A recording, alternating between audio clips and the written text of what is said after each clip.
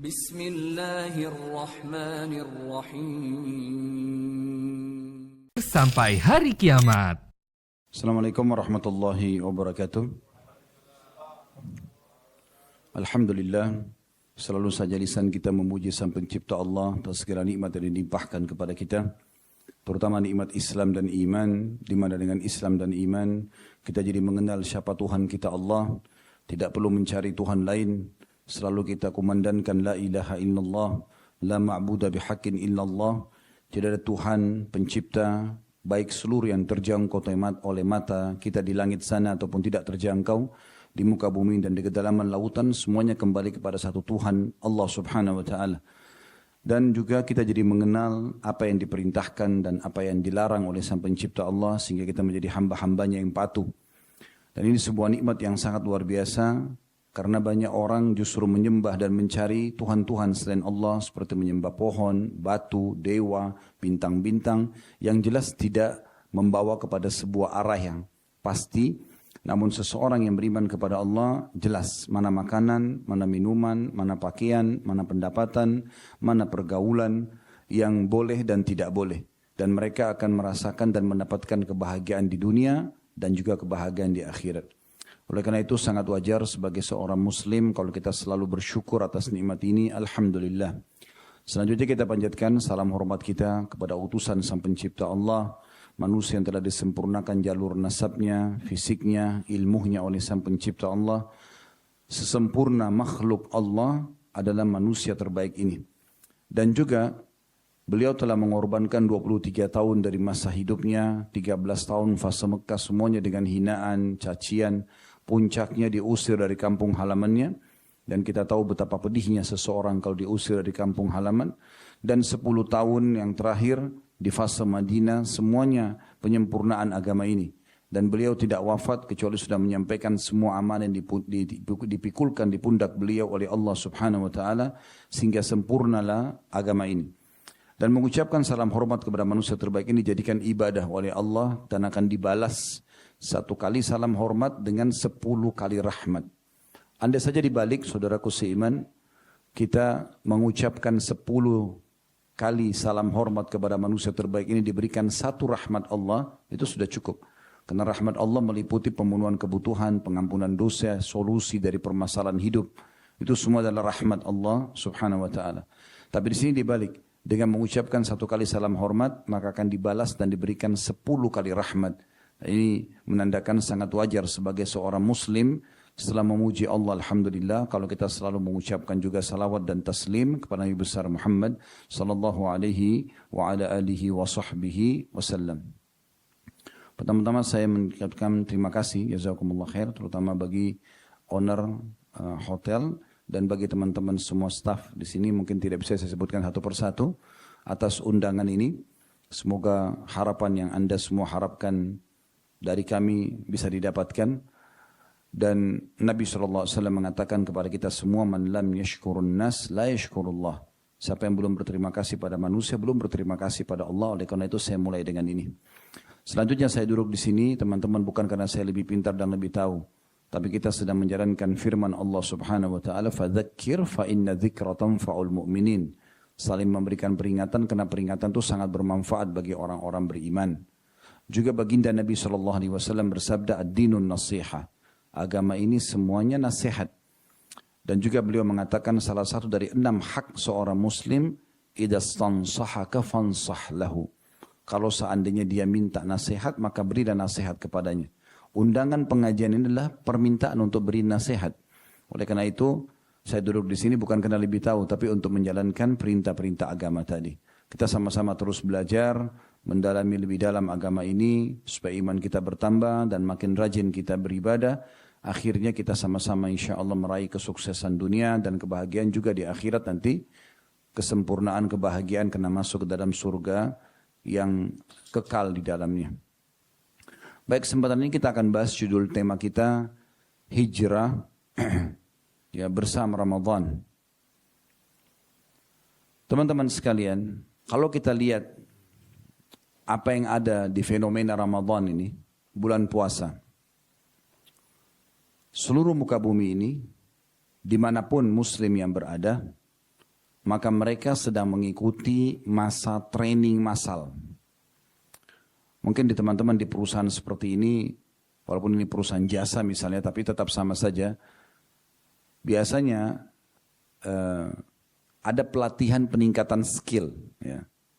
Pelatihan peningkatan skill misalnya, tadinya kita pada saat masuk walaupun sarjana, mungkin nilai kita sudah 6 atau 7. Biasanya setelah berjalan setahun, 2 tahun, 3 tahun, 5 tahun, seorang manajer pun biasanya butuh pelatihan tambahan. Untuk meningkatkan ya, skill mereka, tentu otomatis kinerja dan produktivitasnya juga akan naik, ya seperti itu kurang lebih. Maka butuh pelatihan, dan biasanya pelatihan seminggu, 2 minggu, ya. Maka kita keluar dalam kondisi punya pengalaman baru.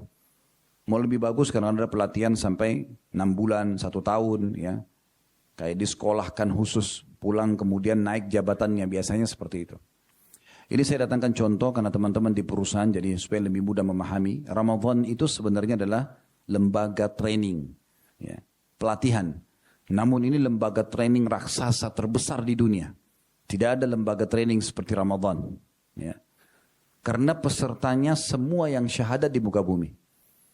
Training-training umumnya paling beberapa perusahaan yang ikut, berapa orang ikut.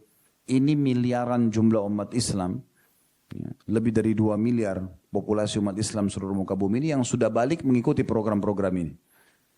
Dan program ini sebenarnya jelas arahnya, yaitu bagaimana mencapai tingkat ketakwaan.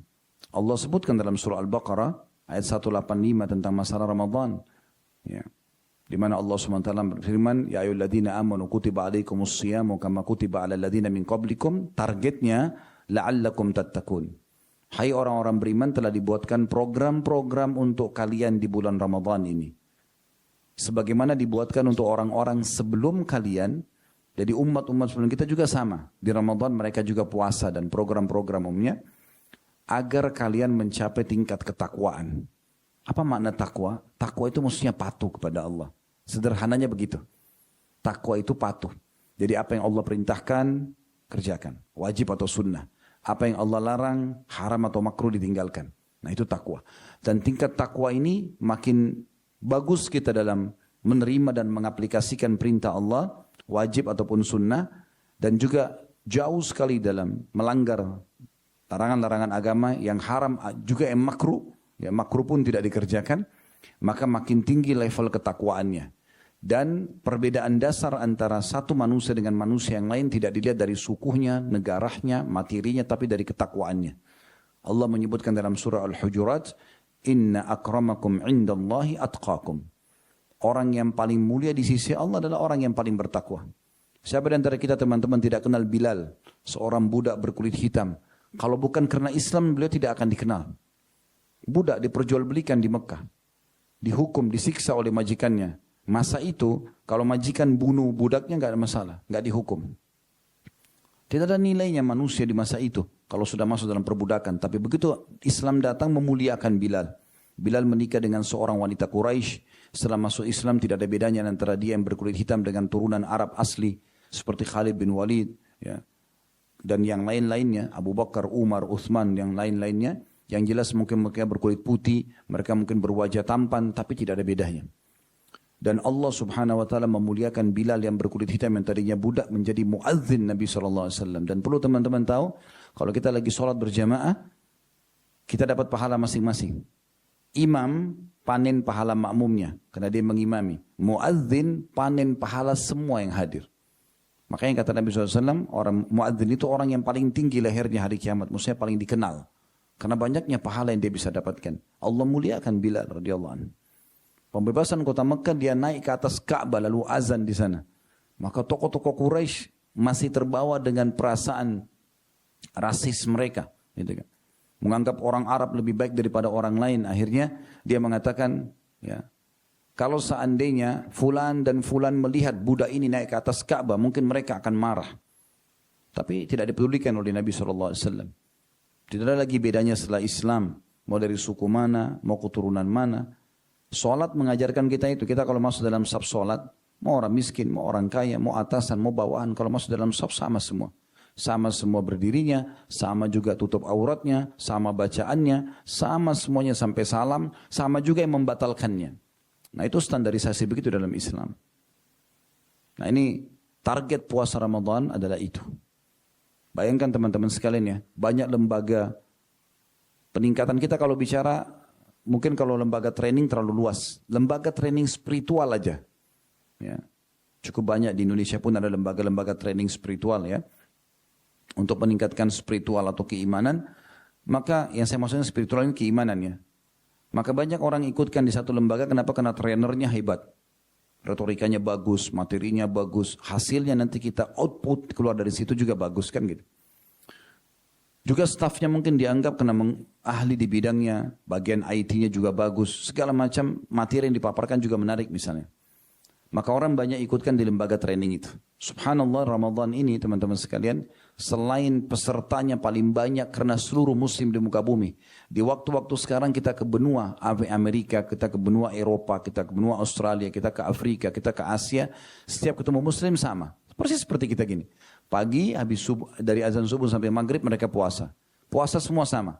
Perintahkan untuk menjaga ibadah, dilarang untuk membatalkan puasanya, tidak boleh buat dosa dan seterusnya, gitu kan. Malam mereka sibuk semuanya dengan sholat tarawih, di mana-mana. Orang-orang sibuk baca Quran, orang-orang sibuk mengerjakan ketaatan, bersedekah lah, ya, jenguk orang sakit lah, majelis ilmu mungkin kayak kita, macam-macam. Dan orang semua jauh dari dosa. Kalau di Ramadan ini ada orang buat pelanggaran agama, pasti ditegur sama temannya. Loh kok kamu nggak puasa? Loh kok kenapa kamu nggak sholat? Mungkin kalau di luar Ramadan tidak ditegur gitu. Trainernya bukan lagi seorang trainer yang terkenal, tapi langsung sang pencipta Allah. Stafnya semua para malaikat. Ini luar biasa. Renungi baik-baik bagaimana Nabi Muhammad SAW kalau tiba Ramadan selalu mengingatkan para sahabatnya. Beliau mengatakan, Atakum syahrul Ramadan, syahrul mubarak. Telah datang kepada kalian bulan Ramadan, bulan yang penuh dengan keberkahan. Makna berkah cukup. Cukup. Jadi teman-teman minum sedikit, makan sedikit, kenyang. Kita sebentar buka puasa, padahal kita sudah berapa jam tidak makan dan tidak minum. Tapi sebentar buka puasa, makan 2-3 butir kurma, minum mungkin segelas air dingin, mungkin teh manis, mungkin sirup sudah cukup. Kenyang rasanya. Gitu kan. Kalau ada orang makan, mungkin makan sepiring selesai. Padahal sebenarnya kalau dilihat waktu dia berpuasa cukup panjang. Allah berikan keberkahan. Bahkan seringkali ada orang kalau sudah makan buka puasa cukup sahur juga nggak makan, mungkin minum air putih aja. Saya biasa lakukan terapi seperti itu, cuma 1 kali makan, alhamdulillah sehat-sehat saja. Ya, bahkan lebih segar badan, karena di sahur hanya makan yang ringan. Makanya Nabi SAW bilang apa? Sebaik-baik makanan sahur, sebaik-baik makanan buka puasa, dan sahur bagi seorang muslim adalah kurma. Kenapa kurma? Kenapa Nabi nggak bilang kambing, ayam, makan protein, makan ini dan itu? Tidak, Nabi suruh makan kurma, karena memang ini terapi. Ini training, terapi kesehatan sebenarnya. Kalau teman-teman mulai puasa Ramadan itu dengan beban, waduh 30 hari puasa misalnya, sudah jadi beban duluan. Waduh harus tarawih, harus begini. Jadi susah. Tapi coba mulai dengan menyambutnya dengan gembira, maka akan jadi ringan. Kata Nabi SAW, agama ini mudah bagi orang yang menerimanya. Dan sulit bagi orang yang mempersulitnya. Jadi dimudahkan. Ini Ramadan teman-teman sekalian, yang sedang kita bahas. Kita akan fokus bahas tentang masalah berhijrah dengan Ramadan. Hijrah dengan Ramadan. Hijrah ini teman-teman punya 2 makna. Ulama sebutkan 2 makna.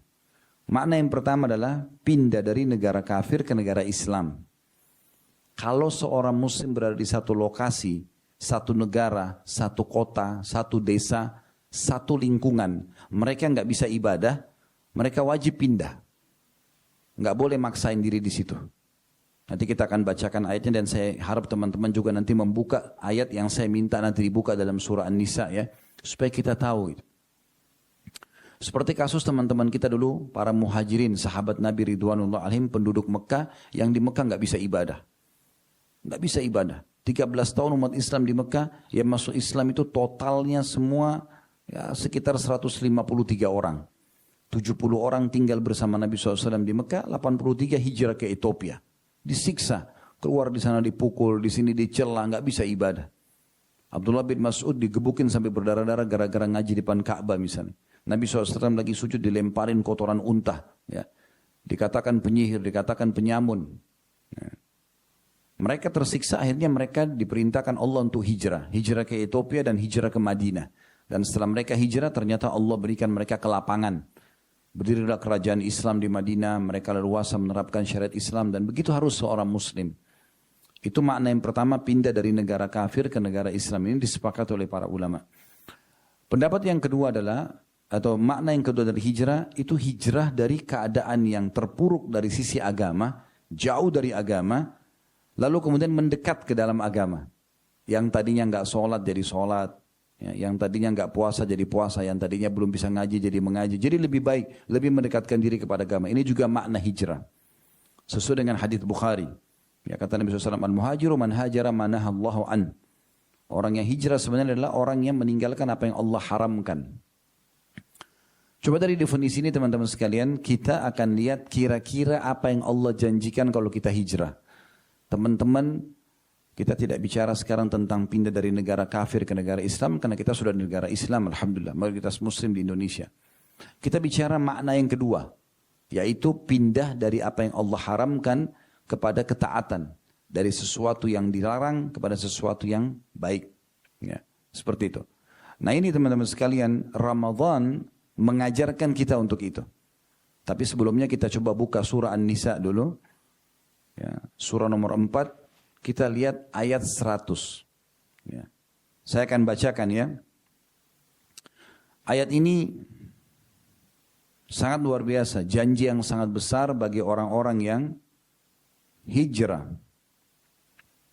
Allah bilang, berfirman di situ, A'udzubillahi minasyaitonirrajim, wa may yuhajir fi sabilillahi yajid fil ardi muragaman katsiran wa sa'a. Wa may yakhruj min baitihi muhajiran ila Allah wa rasulihi thumma yudrikul maut faqad waqa'a ajru 'ala Allah wa kana Allahu ghafurur rahima. Jadi kalau teman-teman punya aplikasi Al-Quran di handphone, dibuka coba ya. Jadi biar lebih dekat memahami ayat ini, karena ini judul ceramah kita, berhijrah, hijrah bersama Ramadan ya. An-Nisa 100 ini artinya siapa yang hijrah di jalan Allah, bisa hijrah pindah dari negara kafir ke negara Islam karena sulit ibadah, atau pindah dari keterpurukan iman, banyaknya pelanggaran agama kepada ketaatan kepada Allah. Kalau ini rasionalnya gini, pegawai yang malas, yang tidak ada prestasinya, tiba-tiba mau mengubah dirinya menjadi pegawai yang berprestasi supaya dapat semua gaji, fasilitas, bonus dari perusahaan. Nah ini sama dengan itu, supaya mudah difahami. Orang yang dari keterpurukan pelanggaran-pelanggaran agama kepada orang yang patuh dan orang yang lebih soleh dan soleha. Gitu kan. Allah mengatakan siapa yang hijrah di jalan Allah, maka dia akan menemukan di muka bumi dua janjinya. Muragaman kathiran wasa'a. Apa itu muragaman? Ulama menjelaskan. Makna muragaman adalah keluasan, kelapangan.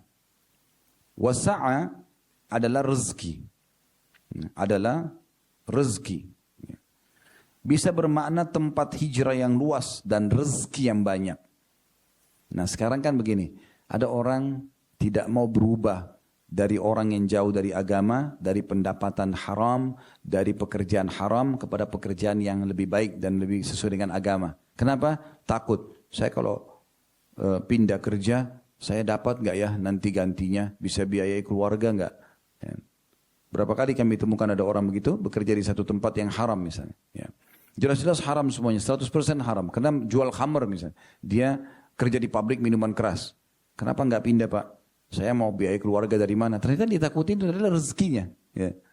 Dia takut nanti tidak punya pendapatan. Kenapa kalau berubah hijrah menjadi orang yang lebih patuh pada Allah, lebih soleh dan soleha, ya, pakaiannya, pendapatannya, pergaulannya. Apa yang dikhawatirkan? Nanti nggak bisa bekerja, nanti nggak ada yang ajak bisnis, nanti ini dan itu. Jadi selalu larinya adalah ke masalah rezeki. Ya. Subhanallah, Allah sudah sebutkan di sini. Di An-Nisa ayat 100, siapa yang hijrah di jalan Allah, Allah akan berikan kepadanya kelapangan, keluasan, rezeki yang banyak. Ini umumnya pendapat ulama seperti itu ya. Lalu Allah bilang, dan siapa yang keluar dari rumahnya, niat hijrah di jalan Allah, dia ingin berubah, kemudian datang kematian padanya, maka telah dicatat pahala untuknya. Ya. Dikatakan di situ ya. Dan Allah itu maha pengampun lagi maha pengasih. Allah itu maha pengampun lagi maha pengasih. Baik, jadi ini makna hijrah. Di judul kita hijrah bersama Ramadan. Dan juga apa yang didapatkan kalau orang hijrah. Tentu banyak pendapat ulama tentang masalah ini ya. Sebagian ulama mengatakan kalau dia pindah dari negara non-muslim ke negara Islam, maka dia akan menemukan orang yang seagama sama dia, yang tahu mana halal dan mana haram. Sehingga dia lebih gampang untuk mencari yang halal daripada yang haram misalnya. Ya. Dia akan lebih mudah untuk ibadah. Dia akan temukan banyak masjid. Ya, dia akan temukan banyak komunitas pengajian misalnya. Dia akan temukan Al-Quran mudah untuk dikumandangkan, dibaca misalnya. Ya. Dibandingkan dengan dia berada di negara non-muslim yang dia kesulitan. Saya berapa kali diundang di beberapa negara non-muslim. Orang-orang muslim di sana mengeluh semua. Yang bekerja, Ustaz, saya bekerja. Halal enggak ya Ustaz? Saya bekerja, saya harus masak babi. Saya harus tuangkan khamr misalnya. Atau ada yang mengatakan, Ustaz halal enggak ya? Saya ini jauh dari keluarga. Hanya di sini banyak terjerumus dalam pelanggaran-pelanggaran agama. Itu bagaimana? Dan seterusnya lah. Banyak seperti itu. Terus jawaban saya, kira-kira Bapak Ibu sekalian, kalau Anda menanyakan kepada saya, halal enggak saya kalau masain babi majikan saya jawab halal. Enggak mungkin. Karena agama haramkan. Tidak mungkin. Ganti, ubah, hijrah bahasanya. Gitu kan. Pindah kepada yang tidak mengganggu pendapatan kita. Karena teman-teman sekalian, pendapatan haram ini walaupun sedikit itu berefek besar sekali. Ibaratnya satu gelas susu, ini susu sehat sebenarnya. Tapi kalau kita tetesin satu tetes racun, ngerusak susu itu. Nah seperti itu. Pendapatan kita halal, tapi kita campurkan dengan sesuatu yang haram, maka akan jadi rusak semuanya. Banyak orang ribut rumah tangganya, banyak orang anaknya nakal, banyak kena penyakit kronis nggak sembuh. Ya. Banyak orang yang tidak selesai-selesai sumpek dan sedihnya, karena masalahnya pendapatan haramnya. Pekerjaannya yang haram. Ya. Pergaulannya yang salah. Ini semua sebabnya. Makanya pendapat ulama salaf itu luar biasa sekali tentang masalah bagaimana seseorang itu hijrah dan berpindah kepada keadaan yang jauh lebih baik. Ya. Ada pendapat yang sangat menarik yang perlu kita singgung di dalam masalah bagaimana orang kalau pindah dari satu keadaan buruk kepada keadaan yang taat kepada Allah Subhanahu wa taala, maka dia akan mendapatkan yang lebih baik. Contoh misal, kan orang kalau tidak hijrah, kita bicara tadi makna yang kedua misalnya dari maksiat, dari pelanggaran agama kepada ketaatan kepada Allah, kepada ketaatan agama gitu kan. Maka ini orang tidak sadari, ataupun dia sadar dia sedang berbuat dosa. Nah, sadar nggak kita teman-teman sekalian, dosa yang kita lakukan itu sebab utama daripada terhambatnya rezeki. Daripada permasalahan-permasalahan yang kita hadapi yang tidak pernah selesai. Dengarkan baik-baik. Kata Ali radhiyallahu anhu dalam sebuah statement yang menarik sekali untuk dibahas. Beliau bilang yang aneh adalah ada orang binasa padahal keselamatan ada bersamanya. Maka orang-orang di sekitarnya mengatakan, apa keselamatan yang Anda maksudkan? Maka kata Ali, istighfar dan kembali kepada Allah. Karena sumber semua permasalahan teman-teman punya masalah apapun, garis bawahi. Masalahnya dosa. Selesai. Itu saja sebenarnya. Jadi kalau teman-teman hadapi masalah apapun, maka langsung introspeksi diri. Yang paling pertama, astagfirullah. Mungkin saya punya dosa. Gitu kan. Sampai sebagian ulama salaf bilang, saya tahu saya punya dosa, kalau saya lihat perubahan sikap dari pasangan saya, istri atau suami berubah sikap, dari tunggangan saya, bahkan tikus yang ada di rumah saya. Mereka tahu itu berarti ada masalah nih, berarti ada dosa saya. Begitu. Saya tahu kisah, ada seseorang Masya Allah di Indonesia, di Jakarta ini ada seorang hafidh Quran. Beliau Masya Allah sering jadi imam dan bagus suaranya. Pada saat dia jadi imam, satu waktu, ada hafalan dia yang terluputkan gitu. Dia lupa. Dia coba ulangin. Kok berat benar gini. Terlupa lagi gitu. Gak pernah terjadi. Dia muhasabah, introspeksi diri. Ada apa sebenarnya? Ada masalah apa nih? Ini pasti ada masalah nih. Kok bisa hafalan saya tiba-tiba hilang gitu. Maka dia sampai, karena dia introspeksi diri, dia tidak temukan ada kesalahan dalam dirinya. Dia tanya istrinya. Ada pelanggaran agama gak yang kamu lakukan? Enggak ada. Tanya anak-anaknya. Kalian ada buat dosa gak ini? Kok bisa hafalan ayah ini hilang gitu? Enggak ada. Dia terus telusuri sampai terakhir ada pertanyaan sederhana dia tanya istrinya. Sebentar saya mau tanya, dalam berapa hari ini kamu ada ubah bumbu masak nggak? Dia tanya istri, bumbu masak ada nggak? Kata istrinya, iya ada. Dilihatkanlah bumbu tertentu, kata dia, coba kamu ubah, kembali ke bumbu yang awal. Yang jelas-jelas ada label halalnya aja. Diganti sama dia, ini cerita dia nyata, tiba-tiba dia bilang hafalan saya kembali semua. Subhanallah, pengaruhnya luar biasa. Pernah dengar kisah Imam Syafi'i rahimahullah, beliau pernah belajar sama gurunya namanya Imam Waqi'. Imam Waqi' ini ulama besar. Ini rumahnya Imam Syafi'i, ini rumahnya Imam Waqi'. Antara rumah Imam Syafi'i sama rumah Imam Waqi' ada pasar. Ada pasar. Imam Syafi'i setiap kali ke rumah Imam Waqi' melewatin pasar itu dan dikasih hafalan selalu lupa. Maka beliau sebutkan dalam syair yang masyhur. Beliau mengatakan syaqautu ila waqi'i su'a hifdhi. Aku mengeluhkan kepada Imam Waqi' tentang buruknya hafalanku. Setiap dikasih hafalan lupa. Kasih potongan ayat lupa, potongan hadis lupa. Ini lupa, sering lupa. Fa'arsyadani ila tarkil ma'asi. Maka Imam Waqi' bilang sama saya, tinggalkan dosa-dosa. Imam Syafi'i bingung, dosa apa? Dia dari rumah ke rumahnya gurunya, cuma lewatin pasar. Waktu sholat tinggal mampir ke masjid, itu aja kerjanya. Jadi bisa dikatakan tertutup sekali pintu-pintu dosa gitu. Lalu dia mengatakan, tapi dia sampaikan, wa arsyadani ila tarkil ma'asi. Imam Waqi' menyuruh aku meninggalkan dosa, wa akhbarani bi anna ilma nurun, dan dia memberitahukan kepada kami bahwasanya ilmu itu adalah cahaya, wa nurullahi la yu'ta li'asi. Cahaya Allah tidak akan diberikan kepada para pelaku maksiat.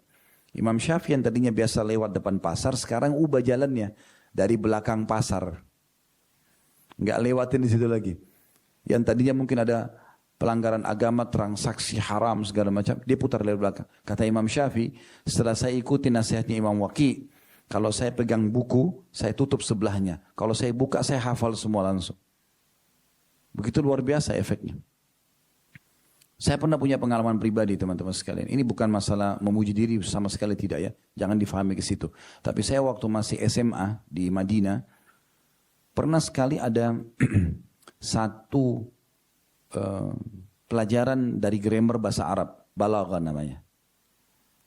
Malam ujian, saya mulai keluar dari kelas, habis ujian siang materi yang lain, saya mulai masuk ke masjid kampus, mulai saya coba menghafal, mengulangi. Kok materi ini nggak masuk-masuk gitu? Saya kok sulit benar hafal gitu. Ini ada dua pengalaman yang terjadi di kota Madinah sama-sama waktu itu. Ini kisah yang pertamanya. Kemudian sampai menjelang maghrib saya belum membaca, belum menyelesaikan satu lembar, bolak-balik aja belum. Biasanya kita harus hafal tuh kan, sekian lembar, puluhan lembar gitu. Karena banyak dalil-dalil yang harus dihafal, ya kaidah-kaidahnya dan seterusnya. Intinya teman-teman sekalian, saya sempat waktu itu kita masih pakai telepon beberapa belas tahun belum ada handphone gitu kan. Saya telepon ke satu teman, kakak kelas saya, kebetulan beliau orang Madinah dan beliau Masya Allah, sekarang beliau sudah profesor. Beliau sempat, saya telepon lalu dia di rumah, saya bilang bisa nggak, namanya Muhammad, saya bilang Muhammad bisa datang nggak? Saya ini dari tadi ngulangin pelajaran nggak faham. Datanglah dia bilang baik saya datang ke kampus, kami sholat sama-sama di masjid kampus, sholat maghrib sama-sama, dia datang sebelum maghrib. Habis maghrib saya ceritakan, saya kok dari tadi habis duhur ini duduk sampai sekarang nggak faham materi ini. Dia bilang Khalid, kamu masih punya wudu? Saya bilang ada. Karena kami baru habis sholat maghrib, habis sholat ba'diyah maghrib. Dia bilang coba kamu sholat sekarang, niatkan sholat taubat. Niat sholat taubat yang Nabi SAW mengatakan tidak ada seorang hamba yang berbuat dosa, kemudian dia wudu dengan sempurna, lalu dia sholat 2 rakaat lalu istighfar kepada Allah kecuali Allah ampuni. Pada waktu itu teman-teman ya, kota Madinah itu perlu anda tahu dan mungkin yang sudah ke sana pasti tahulah. Kota Madinah itu nggak ada bioskop, nggak ada karaoke, semua perempuan pakai jilbab. Kami itu di kampus dari asrama dan satu kampus itu semua laki-laki, nggak ada perempuan. Kami dari asrama ke masjid kampus, ke restoran untuk makan dan juga ke fakultas kami, gitu aja. Atau kami sore disiapin bus oleh kampus untuk ke Masjid Nabawi. Nanti habis asar, nanti habis isya dijemput. Itu aja kegiatan kita. Artinya pintu-pintu dosa sangat tertutup gitu kan. Tetapi subhanallah saya ikuti saran beliau. Saya sholat, niat untuk sholat taubat. Baru selesai salam 2 rakaat, itu waktunya jedahnya cuma 45 menit itu. Antara habis sholat itu dengan azan isya. Subhanallah, saya selesaikan puluhan lembar itu. Itu saya alami sendiri. Saya bisa menghafal dengan begitu mudahnya, mengulangi dan begitu mudahnya bersama beliau. Pernah terjadi lagi satu kali, sama saya di waktu yang berbeda, tapi ini saya sudah kuliah pada saat itu di Fakultas Dakwah. Saya habis sholat duhur, selesai ujian, habis makan siang, kami ke Masjid Nabawi. Duduk sampai nanti isya, naik bus lagi pulang ke kampus. Saya duduk dari habis duhur itu sampai menjelang maghrib juga sama. Materi yang dipelajari, hafal, harus ulangi lagi, lupa lagi, begitu terus. Saya bilang sama teman saya, kebetulan beliau orang Sulawesi juga, sama dengan kami. Saya lihat habis maghrib, ada satu halaqah Quran di Masjid Nabawi. Ada satu syekh duduk, terus yang lainnya pada store bacaan. Bukan hafalan ya. Dia cuma betulin bacaan-bacaan saja. Halaqah gitu. Duduk. Terus saya bilang sama teman saya, kayaknya saya mau ikut ini. Halaqah ini aja. Habis maghrib, antara maghrib isya. Dia bilang, akhi kita belum selesai belajarnya.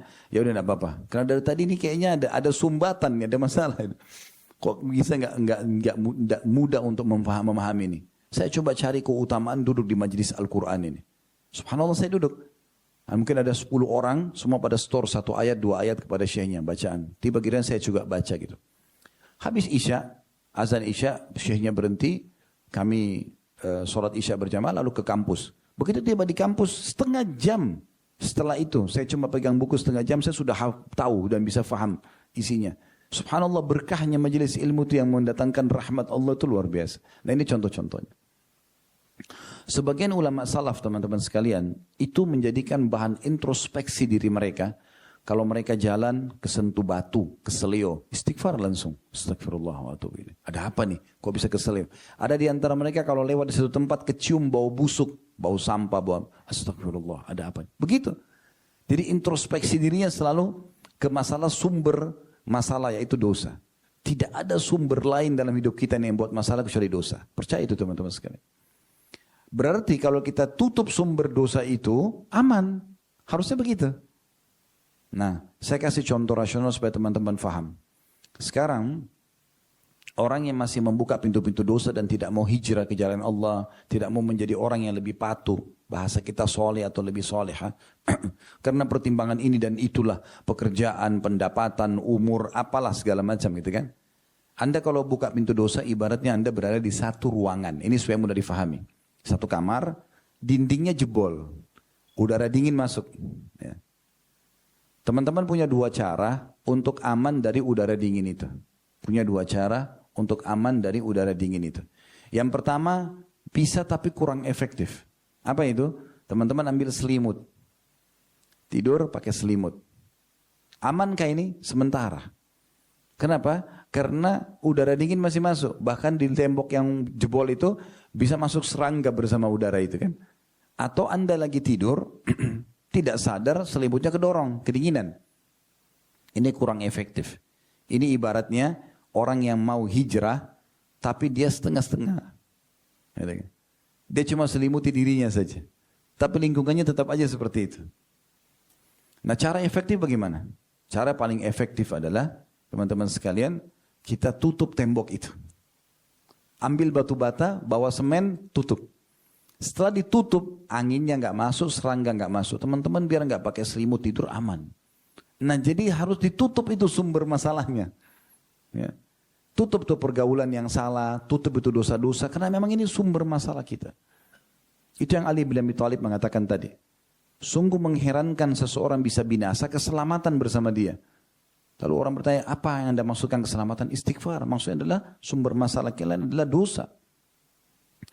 Beliau juga mengatakan, tidaklah seorang hamba, masih Ali bin Abi Thalib berkata, tidaklah seorang hamba diilhami oleh Allah SWT untuk istighfar, mohon maaf dan kembali ke jalan Allah, hijrah menjadi orang yang lebih patuh, ya kemudian Allah ingin menyiksanya.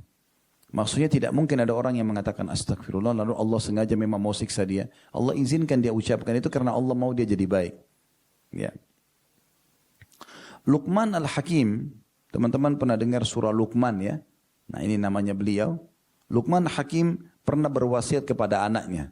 Beliau mengatakan, wahai anakku, Allah memiliki waktu yang tidak ditolak di saat itu seorang hamba kalau memohon. Kayak misalnya sepertiga malam antara azan dan iqamah. Teman-teman lagi puasa begini, sepanjang dari pagi tadi sampai azan maghrib nanti, itu semua doa kita mustajab. Ya, diijabah. Karena kata Nabi SAW, 3 golongan tidak akan ditolak doa mereka. Yang pertama adalah orang puasa sampai berbuka puasa.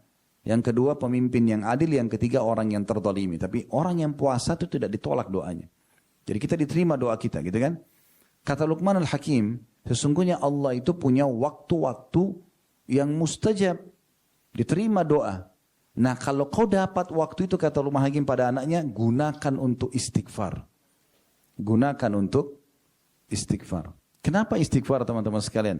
Karena istighfar ini seperti permohonan maaf. Maafin saya Allah. Ya teman-teman kalau buat kesalahan kayak di tempat kerja gini, langgar nih misalnya, maafin saya ya. Misalnya kita bilang sama ownernya, maafin saya. Itu istighfarnya. Kalau taubat kan kita bisa bilang, biasa bilang astagfirullah wa atubu ilaih ya. Astagfirullah artinya saya minta maaf, atubu ilaih saya berjanji tidak mengulangi gitu. Nah Nabi SAW mengingatkan, wahai sekalian manusia, taubat dan istighfarlah kepada Allah. Karena aku sendiri bertobat dan istighfar kepada Allah sehari 70 sampai 100 kali. Kemudian ada juga perkataan yang menarik ya. Ibnul Jauzi berkata, rahimahullah, iblis itu berkata, aku akan membinasakan anak cucu Adam dengan dosa-dosa. Jadi iblis, musuh bebuyutan kita yang memang selalu mau menyesatkan manusia, selalu bisikannya dosa aja. Aku membinasakan anak Adam dengan dosa. Tapi apa kata iblis? Dan mereka membinasakanku dengan istighfar dan la ilaha illallah. Mereka membinasakanku dengan istighfar. Karena kita kalau buat dosa kita istighfar kan dimaafin. Jadi apa yang iblis sudah upayakan gagal gitu.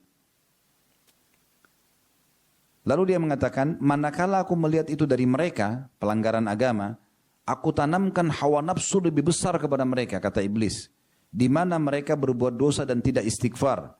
Karena mereka merasa diri mereka benar. Jadi memang iblis tahu permasalahan kita semua dosa. Makanya dia selalu bisikin kita untuk buat dosa. Teman-teman udah tahu belum bagaimana kita bisa merasakan keberadaan syaitan yang menggoda kita menyesatkan dan malaikat yang membisikkan kebaikan.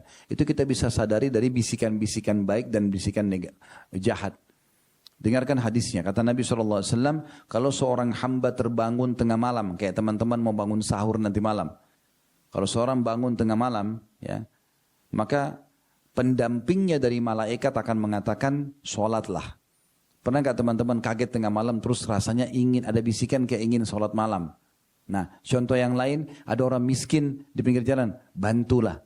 Dengarin azan, sholatlah. Nah semua itu dari malaikat.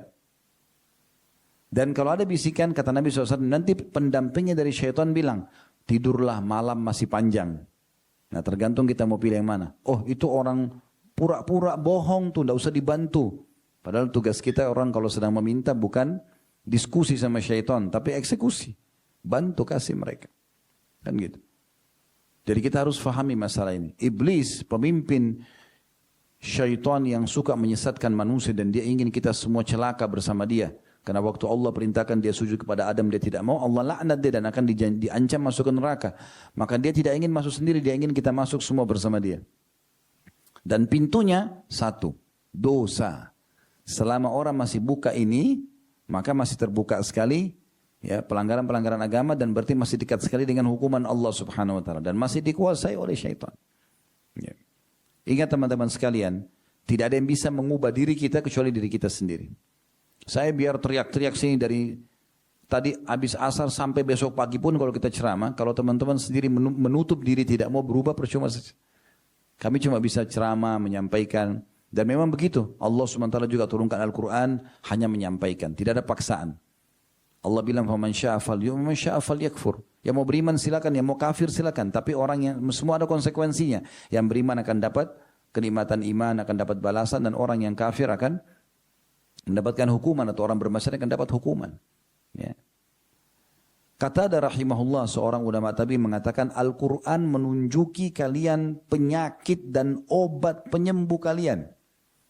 Semua sumber penyakit, sumber permasalahan sudah diceritakan dalam Al-Quran dan juga disampaikan obatnya. Sumber masalahnya apa? Obatnya apa? Penyakit kalian adalah dosa dan obat penyembuhnya adalah istighfar. Istighfar maksudnya kembali kepada Allah. Pindah dari keadaan yang buruk kepada keadaan yang baik. Sekarang saya ingin tanya teman-teman, apa yang membuat Anda ragu untuk hijrah? Apa yang membuat kita tidak mau berubah menjadi orang yang lebih soleh dan soleh? Misalnya dari bohong ke jujur, gitu kan? Kita dari malas ke rajin, misalnya gitu, ya.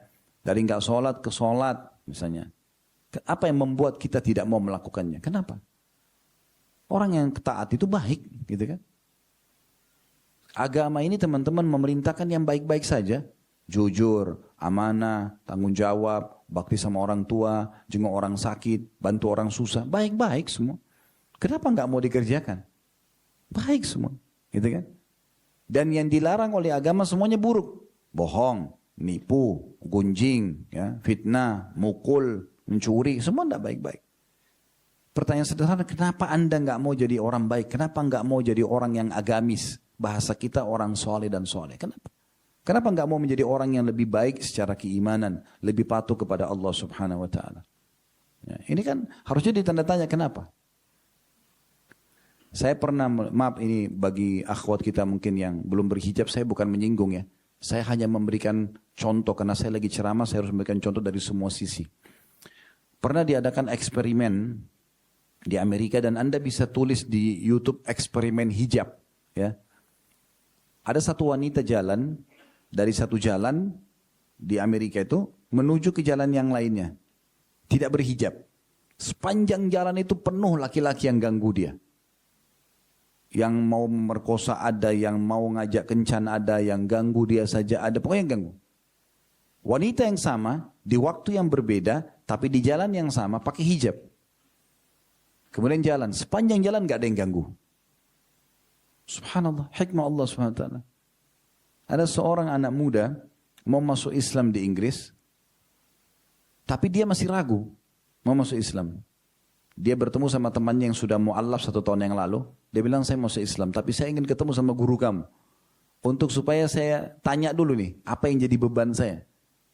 Kata temannya, baik ya mu'allaf, silakan. Datanglah satu masjid, ada satu syekhnya lagi isi pengajian, kalau kita kiai atau ustadz. Terus kemudian yang mu'allaf 1 tahun ini, 1 tahun yang lalu bilang, Syekh ini teman saya mau masuk Islam tapi dia punya pertanyaan. Lalu kemudian berkata syekhnya, apa pertanyaan kamu? Silahkan. Dia bilang, saya ingin tanya, kenapa kalian melarang wanita kalian salaman sama laki-laki? Teman saya muslim ini bilang, dia boleh salaman tapi tidak sama semua orang gitu. Salamannya sama suaminya, sama kakaknya, sama mahramnya lah. Oke, ada lagi yang lain? Kenapa kalian, kata orang ini yang mau masuk Islam, kenapa kalian suruh wanita kalian pakai hijab? Kenapa? Kenapa nggak seperti wanita kami mau pakai nggak pakai terserah? Ya. Maka kata syekhnya, sudah, ada lagi, dia bilang sudah tidak ada, 2 itu. Kata syekhnya, baik, saya jawab. Kalau yang pertama, saya ingin tanya, kau warga negara mana? Dia bilang, saya Inggris. Kata syekhnya, siapa ratu kamu di sini? Dia bilang, Elizabeth. Kata syekhnya, kau bisa salaman sama Elizabeth? Dia bilang, nggak bisa. Kata syekhnya, kenapa? Karena Elizabeth ratu, saya masyarakat biasa. Kata syekhnya, ketahuilah semua muslim ratu. Nggak boleh sembarangan orang salaman sama dia, kecuali yang diizinkan. Terjawab. Yang kedua, syekhnya keluarkan, kenapa perempuan disuruh pakai hijab? Syekhnya keluarkan 2 permen, 2 berbungkus ya. Tapi yang satu dibuka bungkusnya, yang satu dibiarin. Digeletakin di lantai masjid. Kata syekhnya, kalau saya suruh pilih kamu permen ini, yang mana kamu pilih? Dia bilang yang masih terbungkus. Kata syekhnya, kenapa? Kan yang sudah terbuka enak, tinggal dia makan saja. Dia bilang tidak, karena itu lebih steril. Tertutup. Kata syekhnya, begitulah wanita muslimah. Yang boleh buka dia hanya suaminya. Nggak boleh sembarangan. Jadi Islam teman-teman, Allah subhanahu wa ta'ala menurunkan agama ini, agama Islam ini, untuk membawa manusia kepada kebahagiaan dan kesempurnaan mereka. Suruh pakai hijab bukan nyiksa, supaya tidak diganggu orang. Ya. Yang boleh menikmati dia hanya yang halal. Bahkan dalam Islam kalau sudah balik saja, tidak boleh tubuhnya semua dilihat oleh ayah kandungnya pun tidak boleh. Kalau masih kecil mungkin. Yang boleh cuma suaminya 1 orang saja. Untuk menjaga kemuliaan dia sebenarnya. Kan gitu. Kita lihat rukun Islam misalnya teman-teman. Selain syahadat, kita sudah tahu syahadat. Sholat 5 waktu. Kalau ada teman-teman mudah-mudahan tidak ada. Tapi yang masih terbebani dengan sholat 5 waktu misalnya. Sholat 5 waktu itu teman-teman absensi. Absen kepada Allah. Bagaimana bangganya antum di sini, teman-teman yang kerja di sini, kalau satu hari dipanggil 5 kali ke ruangannya owner. Afwan, maaf, saya bahasakan. Contoh misal. Hanya untuk duduk, nanyain kabarnya, keperluanmu apa misalnya. Pasti kita bangga, di antara semua pegawai kita dipanggil sendiri. Satu hari 5 kali. Pasti kita bangga. Karena setiap kita datang, sampaikan hajat kita dipenuhi. Butuh uang silakan, butuh bantuan silakan. Orang sholat itu absen kepada Allah. Doa, sholat itu doa, mohon, kan gitu. Enak benar itu, melapor sama Sang Pencipta langit dan bumi. Mau apa saja sampaikan, dijadikan waktu khusus mustajab, diterima antara azan dan iqamah. Berdoa apa saja diterima. Kata Nabi SAW, doa antara azan dan iqamah tidak ditolak. Tinggal sampaikan, sembuhkan penyakit, mudahkan rezeki, panjangkan umur, apa saja. Ya, bisa minta kepada Allah SWT. Ini enggak pakai operator. Enggak ada sekretaris, langsung antara kita sama Sang Pencipta. Allah minta. Para sahabat Nabi Ridwanul Alim, kalau sendal mereka putus, minta kepada Allah. Ya Allah, sendal saya putus, gantikan.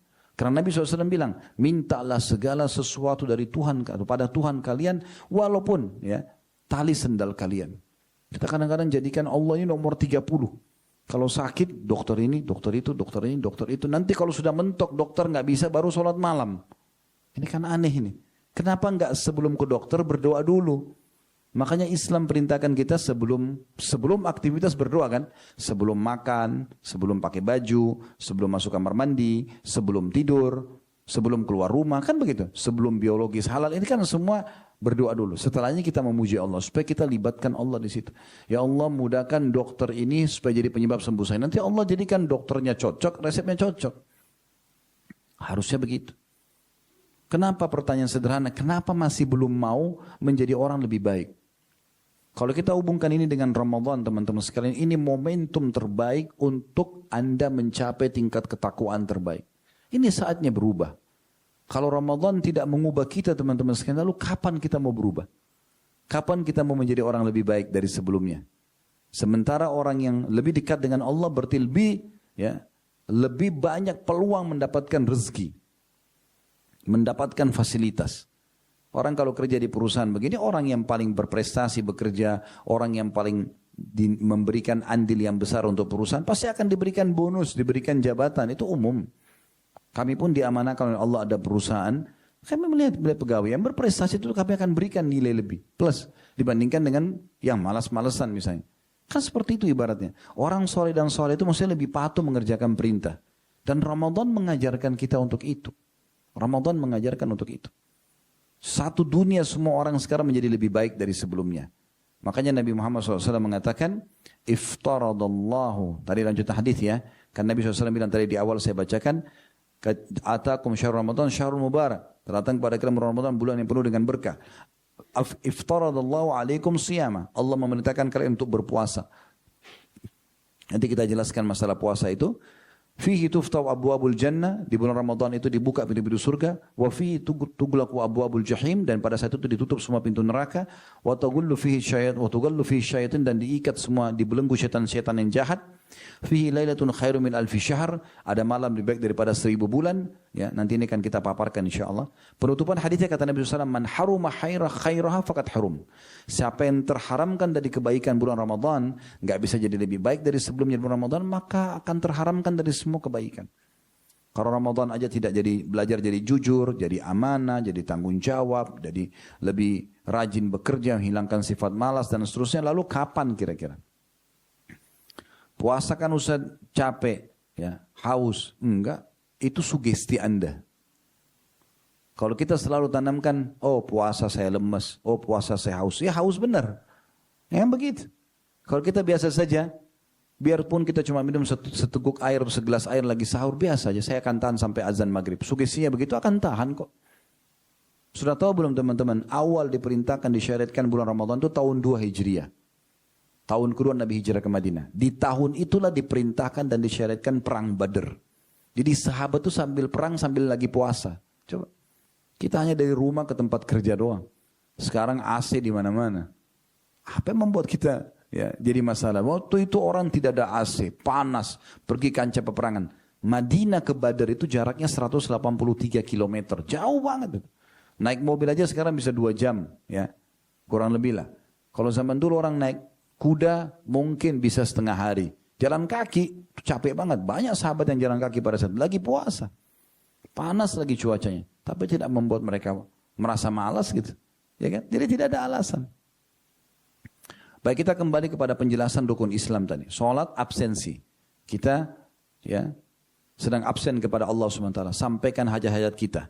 Subuh kita sudah melapor sama Allah dan minta, ya Allah ampuni saya, ya Allah maafkan saya, ya Allah. Kan begitu kan antara azan dan antara dua sujud, Rabbighfirli warhamni wajburni. Ya Allah maafkan saya, rahmati saya, penuhi kebutuhan saya. Wajburni itu penuhi semua kebutuhan saya. Kita selalu bacakan gitu. Jalan nih aktivitas, duhur lapor lagi sama Allah, baca lagi Rabbighfirli warhamni wajburni wa'fu anni dan seterusnya. Asar lagi begitu, maghrib lagi begitu, isya lagi begitu. Belum doa dia sujud, ya. Karena dalam sujud Allah maghfir li dhanbi kullahu dikkahu jillahu awwal wa akhir wa alaniyata wa sirra. Ya Allah maafkan semua kesalahanku. Yang kecil atau yang besar, yang nyata ataupun yang jelas, apa yang tersembunyi ataupun yang jelas gitu kan. Yang pertama dan yang akhirnya, kita minta semua dimaafkan ya, kepada Allah SWT. Gitu kan? Antara azan dan ada doa mustajab. Kerja sebentar, asar lapor lagi sama Allah. Kerja sebentar, maghrib lagi, isya lagi. Dan sholat ini hanya 10 menit per sholatnya. Nggak banyak-banyak kok. Artinya kalau kita pakai 5 waktu sholat yang wajib, 10 menit kali 5, 50 menit. Anda masih punya waktu 23 jam plus 10 menit untuk aktivitas yang lain. Apa masalahnya sholat nggak dikerjain ini? Gitu kan? Ramadan orang semua ramai-ramai sholat. Kalau tidak sholat sekarang, lalu kapan mau sholat? Ini contohnya. Begitu juga dengan zakat. Rukun Islam yang ketiga. Zakat itu harta dari orang yang kaya dengan 2 syarat. Dia punya haul, masa setahun harta dia disimpan atau diinvestasikan dan ada nisab, kadar minimalnya 85 gram emas. Kalau mencapai kadar minimal dan sampai 1 tahun dikeluarkan 2,5%, diberikan kepada orang miskin. Ini setahun sekali bagi yang mampu untuk mensucikan hartanya. Nggak ada yang berat. Karena 2,5% saja. Gitu kan? Jadi kalau 100 juta, 2,5 juta saja dikeluarkan. Itu pun dikasih kepada orang-orang yang berhak untuk itu. Ada tentu 8 golongan penerima zakat. Tapi ini tidak kita bahas secara khusus. Anda bisa kembali nanti. Ya, dibahas masalah zakat tentunya. Tapi ini intinya setahun sekali. Dan bagi yang mampu saja. Cuma perlu teman-teman bedakan. Kalau zakat itu pensucian harta ya. Jadi dalam 1 tahun kalau ada pendapatan Anda yang tidak tahu halal atau tidak, maka zakat membersihkan. Makanya setahun sekali. Kalau sedekah dianjurkan setiap hari. Ini untuk memperbanyak harta, itu bedanya. Fungsi zakat sama sedekah beda. Zakat pensucian harta, sedekah untuk memperbanyak harta. Baik, kita pindah ke puasa Ramadan yang sekarang teman-teman lakukan. Mungkin ada yang tadi beban 1 bulan. Kita punya 12 bulan dalam 1 tahun kan kita. 11 bulan selain Ramadan, teman-teman bebas. Makan, minum, kan gitu.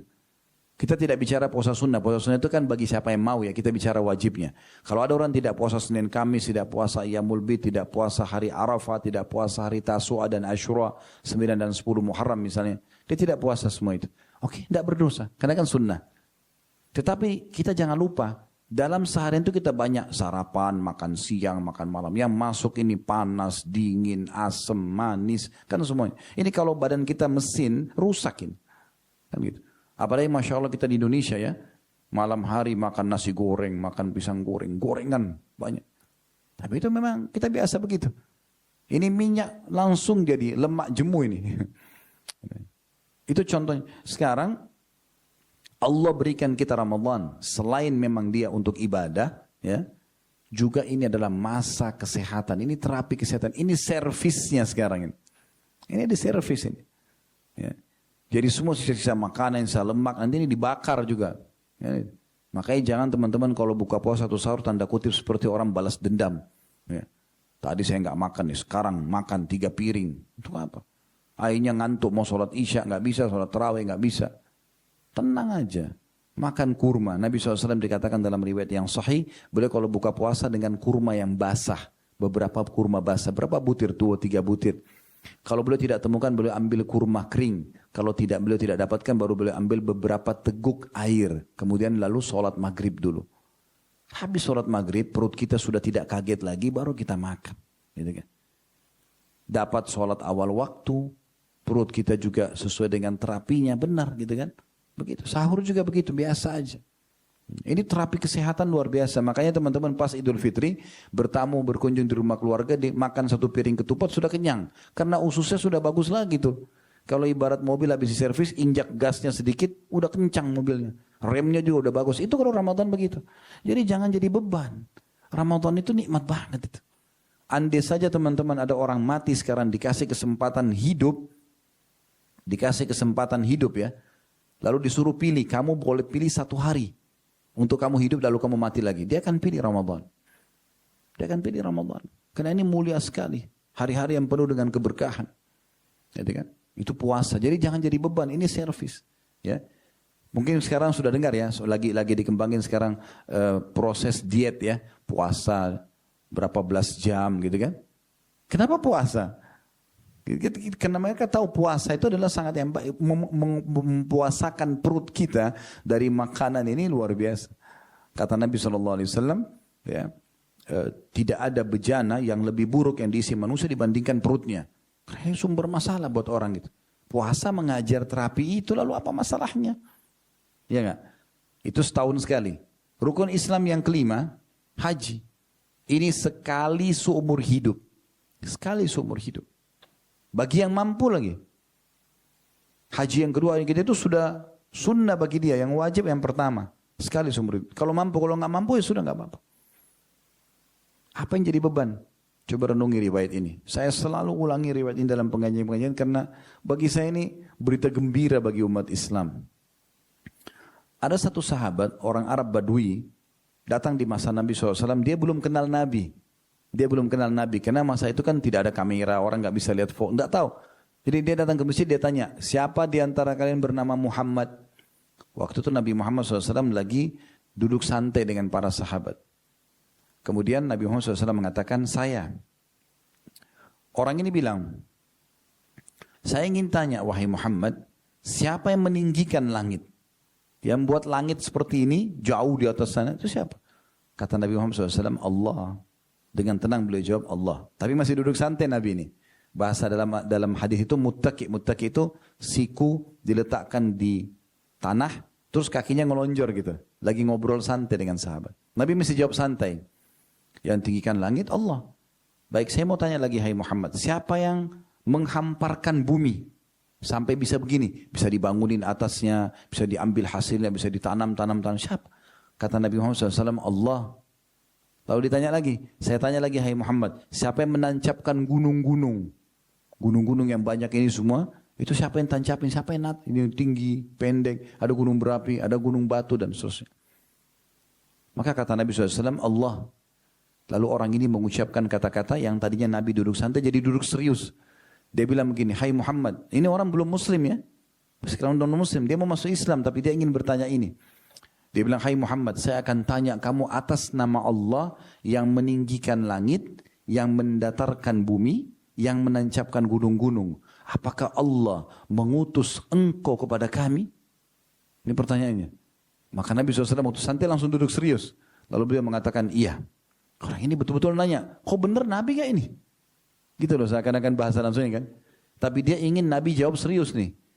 Atas nama Allah yang meninggikan langit, menghamparkan bumi dan gunung-gunung, apakah Allah mengutus anda kepada kami? Maka Nabi SAW duduk serius lalu mengatakan, iya. Orang ini tanya lagi.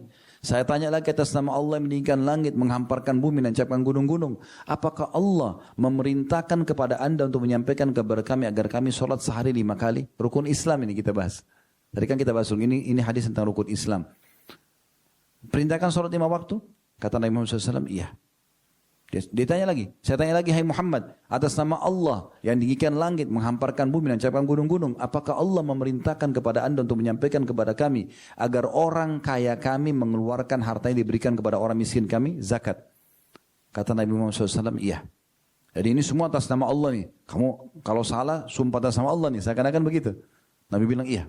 Saya tanya lagi, hai Muhammad, atas nama Allah, Jadi saya sumpah nih, saya juga minta kamu jawab sumpah itu. Atas nama Allah mendirikan langit, menghamparkan bumi, dan gunung-gunung. Apakah Allah memerintahkan kepada anda untuk menyampaikan kami agar kami puasa 1 bulan Ramadan penuh? Kata Nabi SAW, iya. Orang ini bilang lagi, saya tanya lagi, hai Muhammad, atas nama Allah yang meninggikan langit, menghamparkan bumi, menancapkan gunung-gunung. Apakah Allah memerintahkan kepada anda untuk menyampaikan kepada kami agar kami haji sekali seumur hidup ke rumah Allah, Baitullah? Kata Nabi SAW, iya. Lalu orang ini bilang, kalau saya lakukan itu, saya sholat 5 waktu, saya zakat kalau saya jadi orang kaya dan mampu, saya puasa Ramadan, saya haji sekali seumur hidup, apa yang saya dapat? Kata Nabi Muhammad SAW, kau masuk surga. Orang itu bilang apa? Asyhadu an la ilaha illallah wa anna Muhammad Rasulullah. Syahadat dia. Lalu orang itu mengatakan, ya Rasulullah, saya tidak akan nambah dan kurangi.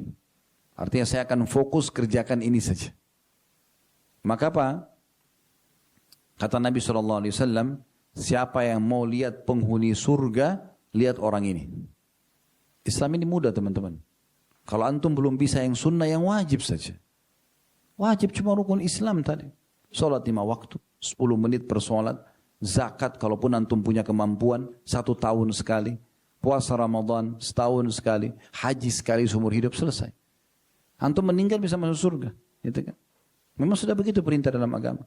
Kalau kita sholat sunnah, puasa sunnah, tambah dengan sedekah, umrah, pelengkap haji, maka itu semua hanya akan menambah jadi nilai bonus buat kita. Nilai bonus.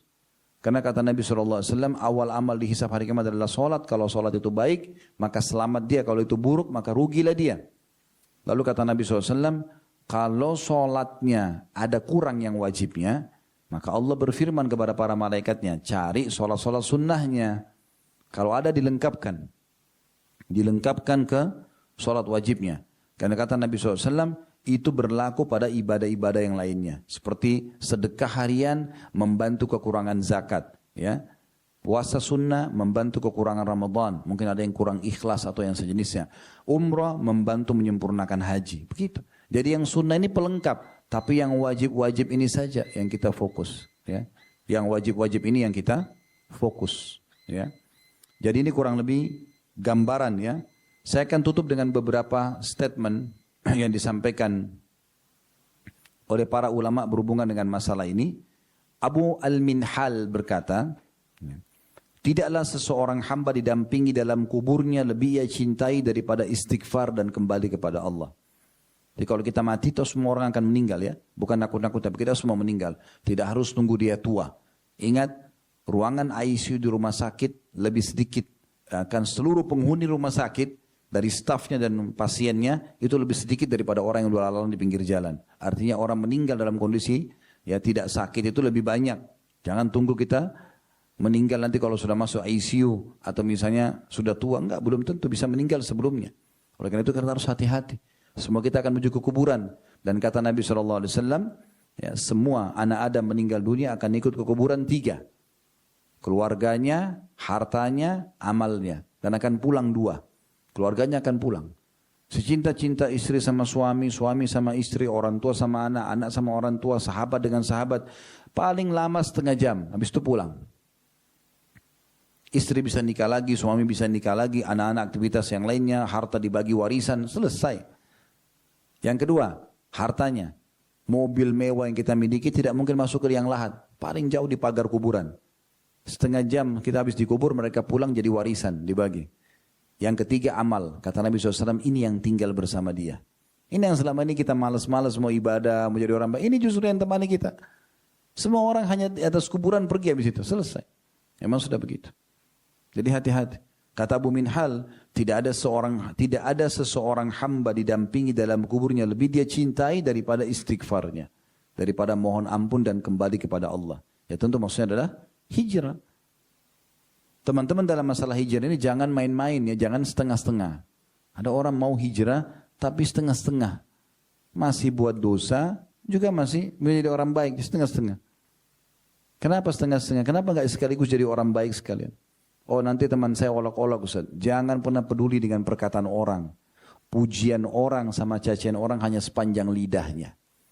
Kamu hebat ya, kamu soleh ya. Terus itu kita dapat apa? Tidak dapat apa-apa. Tidak penting sama pujian dia. Oh kamu so alim, kamu begini. Tidak ada. Mata kita nggak buta, tangan kita nggak copot. Tidak ada. Biarin aja dia ngomong. Karena yang akan tanggung jawab kita sendiri. Kan gitu.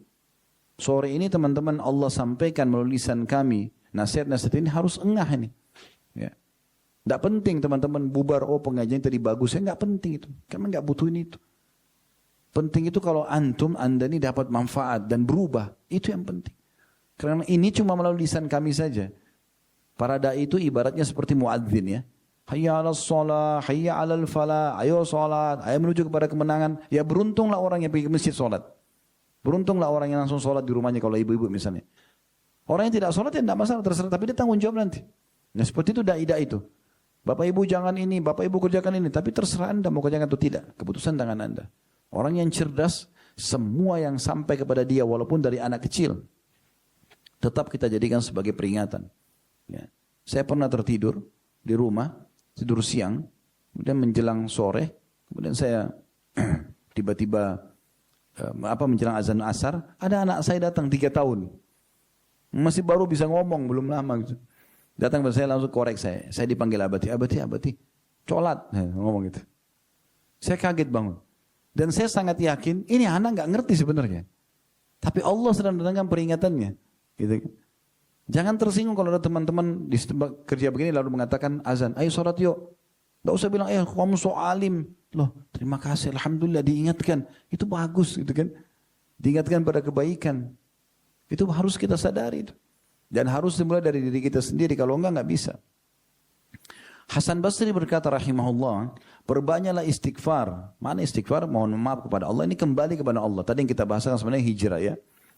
Di rumah-rumah kalian, di meja-meja makan kalian, di jalan-jalan kalian, di pasar-pasar kalian, dan di majlis kalian. Karena kalian tidak tahu kapan ya, ampunan itu akan turun. Ibnu Taimiyah berkata rahimahullah, fikiranku pernah terpaku pada satu permasalahan yang sangat sulit bagiku. Lalu aku pun beristighfar kepada Allah 1000 kali. Duduk sampai istighfar terus. Sampai dadaku kutemukan lapang dan masalah yang sulit terpecahkan. Maka aku kadang-kadang berada di pasar, di masjid, ya, sekolah. Tapi hal itu tidak menghalangiku untuk zikir dan istighfar sampai aku meraih apa yang aku inginkan. Sebagai penutup teman-teman sekalian, ada seorang sahabat Nabi pernah datang kepada Nabi SAW mengatakan, ya Rasulullah, saya sudah lama menikah.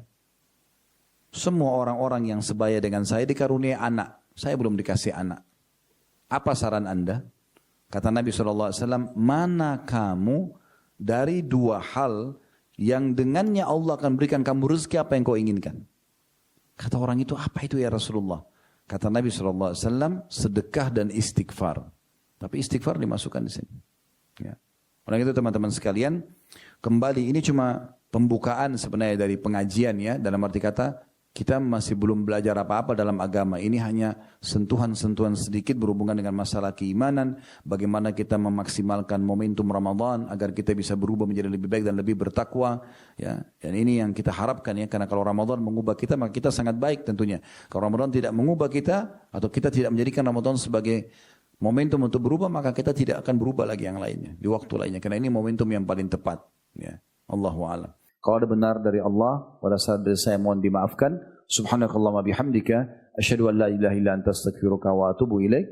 Wassalamualaikum warahmatullahi wabarakatuh.